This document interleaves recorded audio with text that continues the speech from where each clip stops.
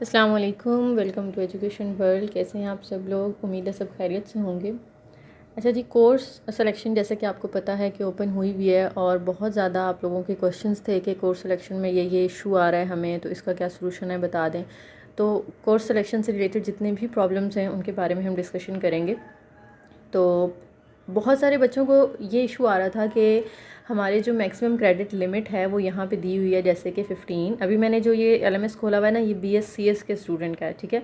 तो ये इसलिए मैं यूज़ कर रही हूँ क्योंकि मोस्टली आप लोगों में से जो स्टूडेंट होंगे वो BScs के होंगे, तो इसलिए मैं ये ओपन कर रही हूँ। तो बाकी भी अगर जनरल बातें हैं वैसे तो किसी और भी प्रोग्राम के अगर स्टूडेंट देख रहे हैं तो यही चीज़ें उन पर भी अप्लाई होंगी। अच्छा, मैक्सिमम क्रेडिट लिमिट्स यहाँ पे आ रही है 15, जबकि आप अगर नीचे देखें ना कि सेमेस्टर नंबर 2 के सामने वाले यहाँ तक जितने भी सब्जेक्ट्स हैं, अगर इनके क्रेडिट आवर्स को हम ऐड करते हैं ना तो ये बनते हैं 17, ठीक है। अब बच्चे इस पे परेशान हो रहे थे कि हम क्या करें जी, हमारी लिमिट कम है, क्योंकि अभी ये मैंने सारे सेलेक्ट कर लिए सेकंड सेमेस्टर के, लेकिन जब यहाँ से मैं इसको करूँगी सेव तो वो कहेंगे कि जी आप 15 से ज़्यादा क्रेडिट आवर्स जो है वो सिलेक्ट नहीं कर सकते। तो इसका क्या सोल्यूशन है? अब बहुत सारे बच्चे क्या कह रहे हैं। अच्छा, एक जो VU001 आ रहा था, पहले उसके बारे में डिस्कस कर लें। वो तो आप लोगों का ख़त्म हो गया, ठीक है। वो एक बड़ा इशू था कि हमने सारा उसकी रिक्वायरमेंट्स पूरी की थी, लेकिन फिर भी VU001 शो हो रहा है। और कोर्स सिलेक्शन, दूसरी बात मैंने आप लोगों को पहले भी बताई थी कि कोर्स सिलेक्शन के लिए आप लोग वेट करें। आप लोग जैसे डेट शीट के लिए हम जल्दी जल्दी बना लेते हैं, तो कोर्स सिलेक्शन में कोई जल्दी नहीं है। 19 मई तक ये ओपन है, तो आप उसको 19 मई से पहले पहले 18 मई 17 मई कभी भी इसको कर सकते हैं, ठीक है। तो हो सकता है इसमें कुछ, अभी जैसे कि ईद की छुट्टियां थी, तो हो सकता है इसके बाद कुछ अपडेट्स हो जाएं कि सेकंड सेमेस्टर के जितने क्रेडिट आवर्स हैं उतने आपको अलाउ कर दिए जाएं, ठीक है। एक तो ये है कि आप वेट कर लें, लेकिन ज़्यादा बेहतर क्या है कि आप लोग ना कंप्लेन करें, VU के सपोर्ट सिस्टम पे जाएं, ठीक है, वहाँ पे कंप्लेन करें, या फिर कोर्स सिलेक्शन वालों की जो ईमेल है वो मैं अभी आप लोगों के लिए ना एंड पे एक स्क्रीनशॉट अटैच कर दूँगी, कोर्स सिलेक्शन या डिस्क्रिप्शन में मैं डाल दूँगी, ठीक है। उस पर आपने ईमेल करनी है सब ने कि हमारे जो क्रेडिट आवर्स हैं वो इक्वल नहीं आ रहे, सेम नहीं आ रहे सेकंड सेमेस्टर के जितने हैं और जितने हमें यहाँ पे अलाउ किए गए हैं। तो काइंडली ये हमारा जो है वो इशू रिजॉल्व कर दें, क्योंकि इसकी वजह से हमें एक आधा सब्जेक्ट छोड़ना पड़ेगा, ठीक है।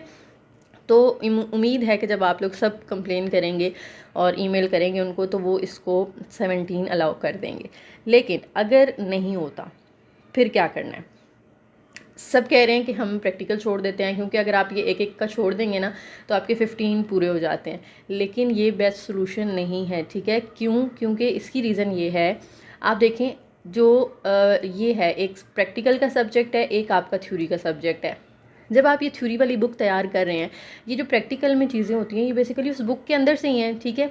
आपने इस प्रैक्टिकल के अंदर सारे जो पूरे 6 माह हैं थ्रू आउट द सेमेस्टर, आप लोगों ने क्विज़ भी अटैम्प्ट करने हैं, आपने असाइनमेंट्स भी करनी है, और ये प्रैक्टिकल के क्विज़ जो है ना ये दूसरे सब्जेक्ट की निस्बत ज़्यादा आते हैं। हर वीक में एक आधा क्विज़ आ जाएगा, असाइनमेंट आ जाएगी, इसकी एक्टिविटीज़ ज़्यादा है, क्योंकि इसका फाइनल एग्ज़ाम या मिड टर्म एग्ज़ाम नहीं होता, इसलिए वो सेमेस्टर में जो एक्टिविटीज़ है ना वो ज़्यादा लेते हैं। एकेडमिक एक्टिविटीज़ इसकी निस्बत प्रैक्टिकल की बहुत ज़्यादा होने वाली हैं। तो ये भी आप लोगों ने ख्याल रखना है कि आप डेली बेसिस पे अपना LMS चेक कर रहे हैं, क्योंकि ये एक दिन के लिए क्विज़ ओपन होता है, काफ़ी बच्चों को पता ही नहीं चलता, क्विज़ की डेट ख़त्म हो जाती है, क्योंकि ये ज़्यादा आते हैं। वो समझते हैं अभी तो हमने 3-4 दिन पहले क्विज़ किया, अब नहीं आएगा, लेकिन वो आके चला भी जाता है और पता नहीं चलता।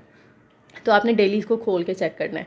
अच्छा, तो मैं ये कह रही थी कि आप जब ये बुक तैयार कर रहे हैं, ठीक है, तो प्रैक्टिकल की बुक साथ खुद ही तैयार होती जाएगी, यानी ये सब्जेक्ट खुद ही तैयार होता जाएगा। इसमें आपने बस उनकी जूम मीटिंग्स अटेंड करके क्लासेस लेनी है, तो ये एक क्रेडिट आप बड़ी आसानी से अर्न कर सकते हैं, ठीक है। जो कह रहे हैं कि जी प्रैक्टिकल छोड़ दें, अब प्रैक्टिकल छोड़ने का नुकसान क्या है? यहाँ पे आपने ये बुक तो तैयार करनी है, अब आप उसका प्रैक्टिकल छोड़ रहे हैं, उसको आप पढ़ेंगे नेक्स्ट सेमेस्टर के अंदर, थर्ड के अंदर, तो वहाँ पे आपको फिर दोबारा से ये सारी चीज़ें जो आप इसके अंदर पढ़ के आए हैं प्रैक्टिकल के अंदर दोबारा तैयार करनी पड़ेंगी, ठीक है। तो बेस्ट सोल्यूशन ये है, बेस्ट आपके लिए चॉइस ये है कि आप जब ये सब्जेक्ट पढ़ें, चाहे वो CS201 है, चाहे कोई और सब्जेक्ट है CS का, आप प्रैक्टिकल उसके साथ ही पढ़ें, ठीक है, क्योंकि ये एट अ टाइम दोनों चीज़ें आपकी तैयार होती जाएंगी। नेक्स्ट सेमेस्टर में कर देंगे तो आपको इसे 2 जगह पढ़ना पड़ेगा। दूसरा नुकसान भला क्या है? वो ये है कि आप देखें थर्ड में जो आपके CS के सब्जेक्ट हैं, जैसे कि ऊप है, ठीक है, ये डेटाबेस मैनेजमेंट है, इसके लिए CS201 प्री रिक्विजिट है, अगर आप लोगों ने CS201 कम्प्लीटली पास नहीं किया तो आप ये जो सब्जेक्ट्स होंगे इन्हें नेक्स्ट सेमेस्टर में आप चूज़ नहीं कर सकेंगे, ठीक है। तो अगर आप यहाँ पे थ्योरी पास कर रहे हो लेकिन आप उसका प्रैक्टिकल पास नहीं कर रहे हो, उसको आपने यहाँ पे सेलेक्ट ही नहीं किया, तो क्या होगा कि नेक्स्ट सेमेस्टर में आप ये सब्जेक्ट्स भी, ये सब्जेक्ट इसका प्रैक्टिकल, ये सब्जेक्ट इसका प्रैक्टिकल, ये चारों भी आप सेलेक्ट नहीं कर पाओगे, ठीक है। तो ये आप लोगों को यहाँ पे मसला हो सकता है। इसलिए बेहतर है कि आप लोग ये प्रैक्टिकल और ये साथ ही पढ़ें, ठीक है, मेरी ये सजेशन है। तो अब आप में से कोई भी जो है वो प्रैक्टिकल ना छोड़े, ठीक है। 2 बुक्स हैं, 3 बुक्स हैं, उनके प्रैक्टिकल साथ ही करें। अब छोड़ना क्या है, कोई इजी सा सब्जेक्ट छोड़ दें, जैसे मैथ है ना, मैथ भी मैं रिकमेंड नहीं करूँगी कि आप छोड़ दें, क्योंकि एक मैथ इस सेमेस्टर में है, आप देखें तो अगले सेमेस्टर में फिर एक मैथ है, ठीक है। मैथ ना छोड़ें क्योंकि अगले में फिर 2 हो जाएंगे, तो वो ज़्यादा प्रॉब्लम करेगा आपके लिए। आप छोड़ दें, जैसे ये MGT अगर आप लोगों ने सेलेक्ट की है ये छोड़ सकते हैं, या इंग्लिश है इसको छोड़ दें, कोई मसला नहीं है, आगे कोई इंग्लिश नहीं आ रही, कोई MGT नहीं आ रही, आप उसको इजीली कवर कर लेंगे, ठीक है। और इसका कोई लेना देना भी नहीं है, ऐसा कोई सीन नहीं है कि आप ये वाला सब्जेक्ट अगर छोड़ेंगे तो नेक्स्ट में आपको कोई मसला हो सकता है, इसमें कोई मसला नहीं होगा। किसी के लिए प्री रिक्विजिट नहीं है तो आप इसको ईज़िली यहाँ पे छोड़ सकते हो और नेक्स्ट सेमेस्टर में आप इसको पढ़ सकते हो, ठीक है। तो ये था कि आप लोगों ने मतलब कौन से सब्जेक्ट्स छोड़ने हैं और कौन से चूज़ करने हैं। फिर से आपको रिमाइंड करवा रही हूँ, प्रैक्टिकल मत छोड़िएगा, वो आप सब्जेक्ट अगर पढ़ रहे हैं तो उसका प्रैक्टिकल उसके साथ ही पढ़ें, ठीक है। और दूसरी बात कि जिनके क्रेडिट लिमिट ज़्यादा है, जैसे किसी के 17 आ रहे हैं और या 18 आ रहे हैं, कुछ ऐसे भी केसेस हैं, और आपके सब्जेक्ट सेकंड सेमेस्टर के सिर्फ जो हैं वो 15 क्रेडिट आवर्स के बन रहे हैं, तो वो कोई इशू नहीं है, आप कम सेलेक्ट कर सकते हो, ठीक है। मैं कम से कम आपके 15 या 17 होने चाहिए, इससे कम ना हो, ठीक है। तो अगर आपके यहाँ पे 21 भी लिखा हुआ है तो आप 17, 18 जितने आप चाहें सेलेक्ट कर सकते हैं, ज़रूरी नहीं है कि आप 21 अपने पूरे करें, ठीक हो गया। और अगर आपको लगता है कि जी नहीं आप ज़्यादा सब्जेक्ट्स पढ़ लेंगे इजीली, तो आप बेशक जो है 21 पूरे कर लें, उसमें फिर आपको 7 किताबें आ जाएंगी, तो वो आप देख लें कि आप लोग ईज़िली कर पाएंगे या नहीं।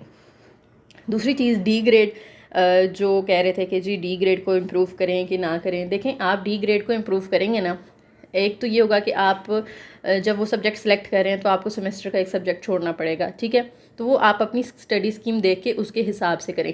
बेशक अभी डी ग्रेड वालों को आप छोड़ दें, ठीक है, आप एक दफ़ा अपना वो 5-6 सेमेस्टर अपने कर लें। एंड वाले सेमेस्टर्स में क्या होता है कि बुक्स थोड़ी कम हो जाती हैं, ठीक है। तो अगर आपको वहाँ पे लगता है कि बुक्स हमारी कम हो गई हैं, हम ज़्यादा रख सकते हैं, 4 हैं, तो आप उसके साथ वो डी ग्रेड वाली एक जो है वो रख के उसको 5-6 कर सकते हो, ठीक है। अब अगर अभी आप डी ग्रेड वालों को करने लगेंगे और मेन सब्जेक्ट्स छोड़ देंगे तो एंड पे ये ना हो कि आपके सेमेस्टर 8 पूरे हो जाएँ और किताबें आपकी रह जाएँ, ठीक है, फिर एक्स्ट्रा सेमेस्टर लगाना पड़ जाएगा। और F ग्रेड कब इम्प्रूव करें, डी तो देखें ज़रूरी नहीं है ना इम्प्रूव करना, लेकिन F ग्रेड तो हमने करना ही करना है। तो F मैं ये रिकमेंड करूँगी कि अभी उसको फ़ौरन से आप लोग इसी सेमेस्टर में रख लें, ठीक है। अगर आप लोग उसको छोड़ देंगे ना, अब देखो आपने पिछले सेमेस्टर में ज़ाहिर है कुछ ना कुछ तो किया ही होगा ना, ये तो नहीं कि आपने बिल्कुल ही उसको हाथ ही नहीं लगाया होना किताब को, आपने कुछ ना कुछ तो पढ़ा होगा, तो वही आपको थोड़ी बहुत बातें जो है वो याद होंगी, मेमोरी में होंगी। आप इस सेमेस्टर में उस बुक को दोबारा पढ़ें, अच्छे से पढ़ें, तो वो चीज़ें पीछे वाली भी आपको हेल्प करेंगी।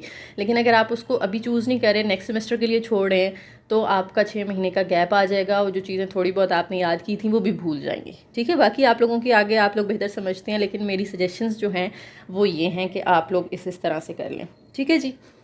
ये थी आज की वीडियो, और एंड पे मैं आप लोगों को एक वो चैनल के बारे में बताना चाह रही थी अपने, कि मैं एक न्यू चैनल बनाने चाह रही हूँ, जो कोशिश मेरी ये है कि सिर्फ मैथ से रिलेटेड हो, और जिनका डिस्क्रीट मैथ है MTS 202 उसके लेक्चर्स उस पर मैं अपलोड करूँगी, और इंशाल्लाह मैं जल्दी स्टार्ट इसी वीक में कर दूँगी। और मैथ्स की असाइनमेंट वगैरह अगर आपकी कोई सब्जेक्ट है मैथ का, यानी मैं उसको स्पेसिफाई करना चाह रही हूँ मैथ्स के लिए, मेरे इस चैनल के साथ थोड़े बहुत इश्यूज़ थे, तो जिसकी वजह से मैं एक और चैनल बनाना चाह रही हूँ। तो पहले भी एक वीडियो में मैंने कहा था, अभी भी आप लोगों ज़रा कमेंट्स में मुझे एक अच्छा सा नाम जो है वो सजेस्ट करें कि मुझे अपने चैनल का क्या नाम रखना चाहिए, ठीक है जी।